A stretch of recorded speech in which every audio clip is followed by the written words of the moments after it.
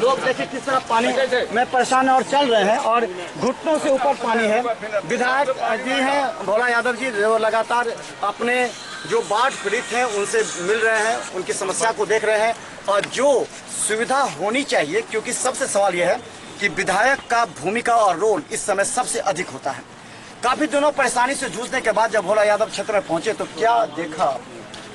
हम अपने क्षेत्र में देख रहे हैं जो खास करके सिमरा निहालपुर पंचायत, ये उसके बाद जलवाड़ा पंचायत, मनियारी पंचायत, इन सब पंचायतों में अभी हम दौरा कर रहे हैं। यहाँ देख रहे हैं जो सड़क आवागमन पूर्ण रूप से ध्वस्त हो चुका है। पानी घर होके प्रवेश कर रहा है। आप बगल में देख रहे हैं कि पानी निकल रहा है और चारों तरफ हाहाकार है। लोगों का सामान घर के अंदर जो था, जो अनाज खाने पीने का था, सब बर्बाद हो गया। सारा सब कुछ बाढ़ में विलीन हो गया है।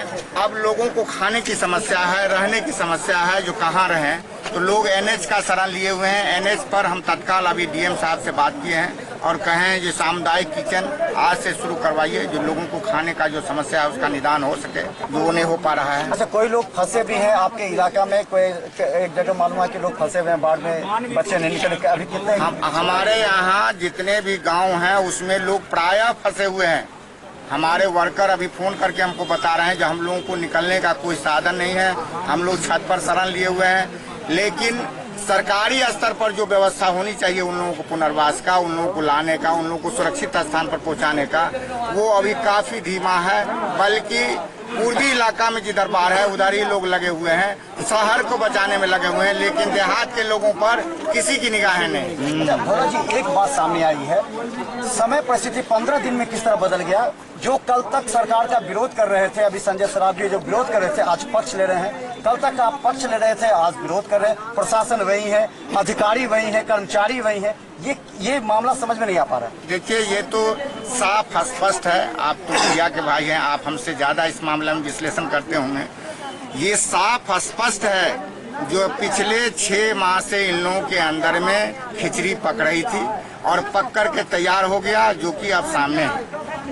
आदरणीय मुख्यमंत्री नीतीश कुमार जी, आदरणीय डिप्टी सीएम सुशील कुमार मोदी जी, ये दोनों लोगों का खिचड़ी लंबे समय से पक रहा था।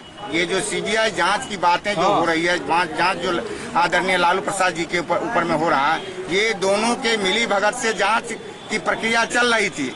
लेकिन जब इन लोगों को लगा जो कि अब पूर्ण रूप से ये जांच रास्ता पकड़ लिया है, तब ये माला बदल करके उसमें गए। ये कोई से छुपी हुई बात थोड़े, बच्चा जान रहा है। लोग आपस में एक हैं और आपस में एक मिले हुए थे। सिर्फ लालू प्रसाद जी को दिग्भ्रमित करके इनका सहयोग लेकर के सत्ता पाए हैं और यहाँ के जनता को, महागठबंधन की जो जनता जो वोट दी थी, उनको धोखा देने का काम। तो अभी तक जो प्रशासन के अधिकारियों से आप प्रेम से बात कर रहे थे, अब जनता के हित में किस तरह से बात करेंगे ताकि जनता हमारा प्रशासन से जो रिलेशन है वो बरकरार है।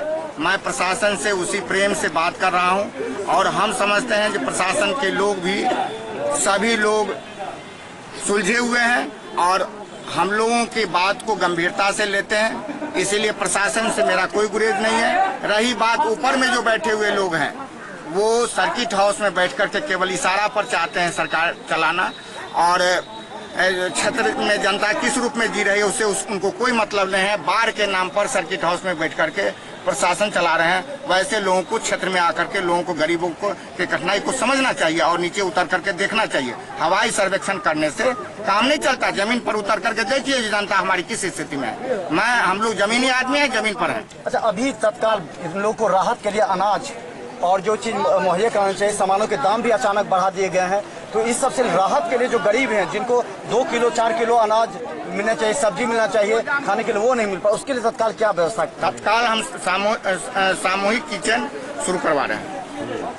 तो चले, हमारे साथ भोला यादव जी हैं, विधायक, और लगातार ये निगरानी रख रहे हैं और हम आपको ले चलते हैं घर में, जहाँ पर आपको देखें हालात यहाँ की काफी बदतर हो गई है और आप देखें कितना पानी है और घर के अंदर से पानी निकल रहा है। ये स्थिति है, ये शाहपुर गांव है और आपको बता दें किस तरह पानी निकल रहा है और लगातार पानी निकलते हुए आ रहा है। कहाँ से पानी आ रहा है? गाँव में जो पानी का जो अभी जो रफ्तार है, करंट है, वो हम दिखाना चाहते हैं। अभी दिखाइए किस तरह करंट है, और ग्राउंड में लगभग हर घर में पानी है और लोग फंसे हुए हैं घर के अंदर।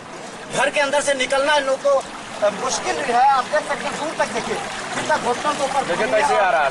घर में पानी प्रवेश कर गया, पूरे घर में पानी है, लोगों को रहना मुश्किल। कितना घर में अंदर कितना पानी में है, लगभग भर डांड उधर कब से पानी लगभग शाम पे हो गया। पूरा गाँव 2 दिन से अच्छा पानी। विद्यालय लालसापुर के प्रधान अध्यापक बोल रहा हूँ।